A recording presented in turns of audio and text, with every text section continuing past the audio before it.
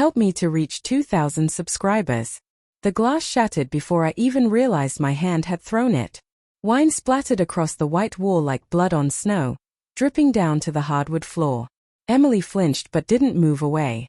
She just stood there, smirking. That smirk cut deeper than the sound of breaking glass. "Go ahead," she said softly, her voice too calm for what had just happened. "The door's right there if you can't handle a little flirting." A little flirting. Those words sank into me like nails. I stared at her, the woman I'd spent 8 years with, my wife, my anchor through storms I thought we both survived together.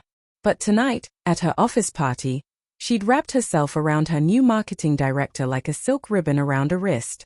Her hand lingered on his chest too long.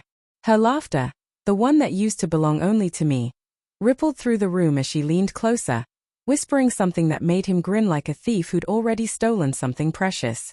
I'd said nothing then. I'd smiled, even toasted to their team chemistry.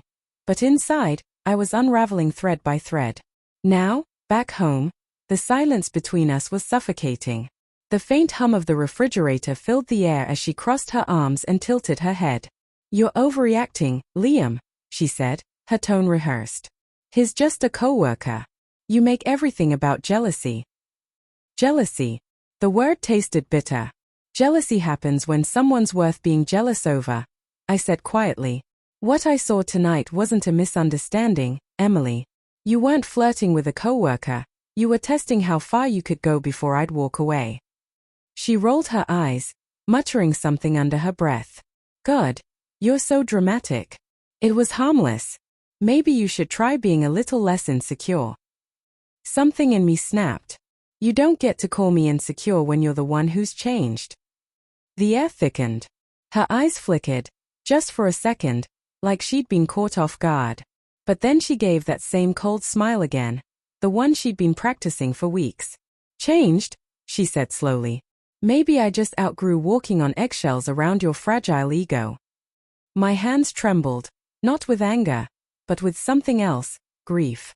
The kind that builds quietly until it's too heavy to hold. "I didn't realize honesty counted as eggshells," I said.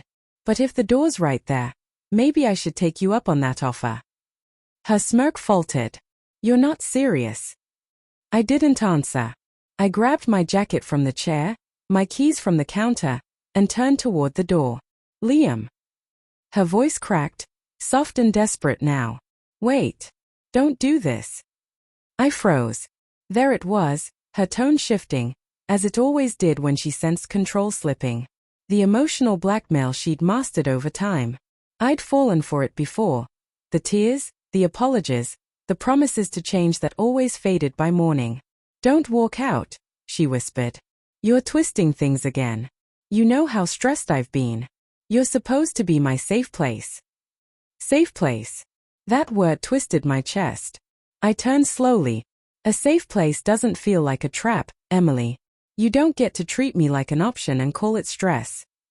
Her lip quivered, but her eyes stayed sharp. "So you're just going to leave? Throw away everything because of one stupid misunderstanding?" "No," I said quietly. "I'm leaving because it stopped being a misunderstanding months ago." Her confusion flickered again. "What are you talking about?" I exhaled, steadying my voice. "The late meetings that don't exist. The perfume on your jacket that isn't yours. The password change on your phone after you started your new job.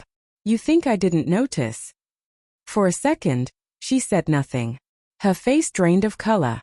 Then she tried to recover, laughing weakly. "You're being paranoid again. You always imagine things when you're insecure." But her eyes betrayed her.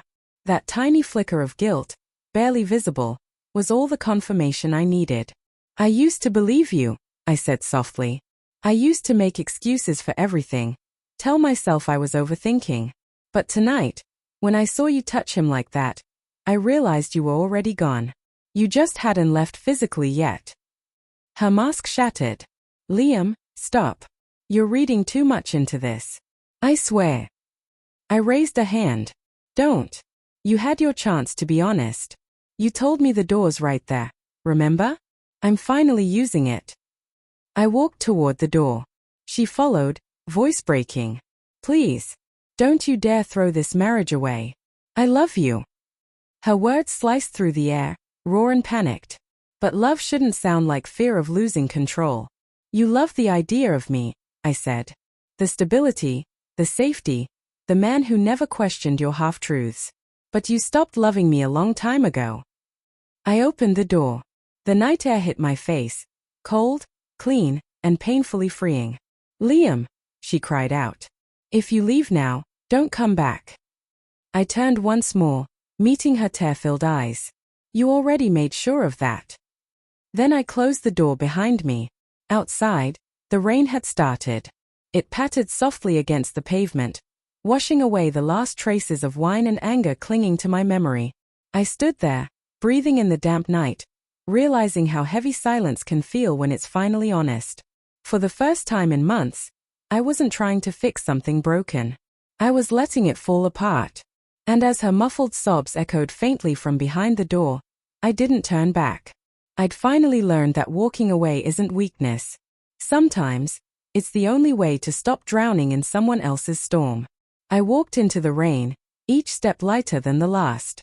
The streetlights shimmered on the wet pavement like small fragments of peace. For once, I didn't need her apology or explanations.